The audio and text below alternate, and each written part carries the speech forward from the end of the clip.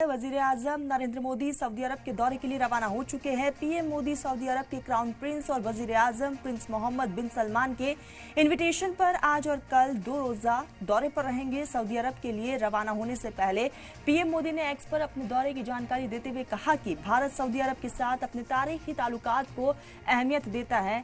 मैं वहां हिंदुस्तानी तबके के साथ भी बातचीत करूंगा, लेकिन सवाल यह है कि क्या वक्फ कानून को लेकर भी दोनों ममालिक में कोई बात हो सकती है। ऐसे में एक स्पेशल रिपोर्ट आपको दिखाते हैं।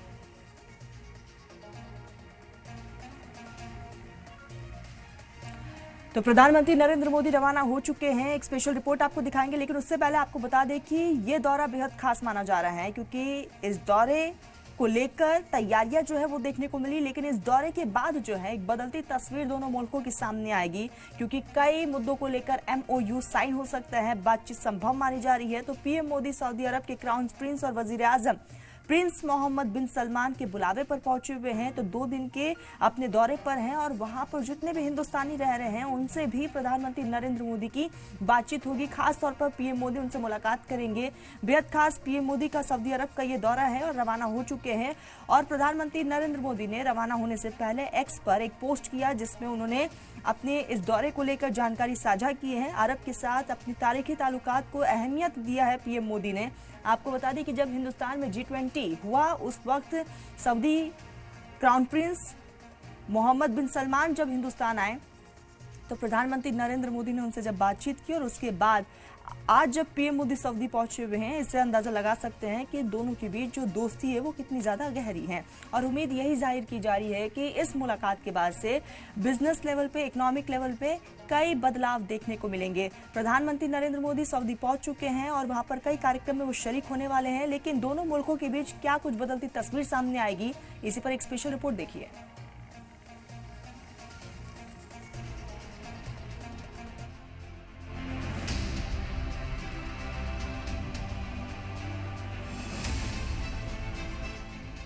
वजीर-ए-आजम नरेंद्र मोदी 2 रोजा सऊदी अरब दौरे के दौरान क्राउन प्रिंस मोहम्मद बिन सलमान से भी मुलाकात करेंगे। इस दौरान दिफाई समेत कई ग्लोबल मुद्दों पर भी चर्चा होगी। तो स्ट्रैटेजिक पार्टनरशिप काउंसिल की दूसरी मीटिंग में भी पीएम मोदी शामिल होंगे, जहां दोनों लीडरान काउंसिल की सदारत करने जा रहे हैं। पीएम मोदी का जद्दा में ये पहला दौरा है। सदियों से जद्दा उम्रा और हज के लिए आने वाले अकीदतमंदों के लिए अहम पोर्ट रहा है। पीएम मोदी के तीसरे मुद्दतकार में सऊदी अरब का ये पहला दौरा है। इससे पहले वे 2016 और 2019 में वहां का दौरा कर चुके हैं। पीएम मोदी अपने जद्दा दौरे के दौरान एक फैक्ट्री का दौरा करेंगे और इस दौरान भारतीय कामगारों से बातचीत भी करेंगे। पीएम मोदी का सऊदी अरब दौरा ऐसे वक्त में हो रहा है जब भारत में वक्फ कानून को लेकर हंगामा मचा हुआ है। भारत के मुसलमानों के साथ साथ ऑपोजिशन भी इससे नाराज है। कई रियासतों में इसके खिलाफ एहतजाजी मुजाहिरे हो रहे हैं। 1995 के वक्फ एक्ट में कई तरह के बदलाव किए गए। पीएम मोदी के सऊदी अरब दौरे को लेकर भारत के खारजा सेक्रेटरी विक्रम मिस्री ने 19 अप्रैल को प्रेस कॉन्फ्रेंस की थी। इस प्रेस कॉन्फ्रेंस में मिस्री से सवाल पूछा गया था कि क्या आप इस बात की उम्मीद करते हैं कि वजीर-ए-आजम मोदी और सऊदी क्राउन प्रिंस के बीच भारत में वक्फ बोर्ड के तनाज़े और कानून में बदलाव पर भी चर्चा होगी। जिसके जवाब में उन्होंने कहा था कि मैंने ये नहीं देखा है कि सऊदी अरब की तरफ से बाज़ाब्ता तौर पर या किसी भी सरकारी महकमे ने इस मुद्दे को उठाया है। इस बात को बहुत यकीन के साथ नहीं कहा जा सकता है कि वक्फ कानून का मुद्दा दोनों की बातचीत में क्यों आएगा। ये बात सही है कि सऊदी अरब ने भारत में वक्फ कानून पर जारी तनाज़े को लेकर खुले तौर पर अब तक कुछ भी नहीं कहा है।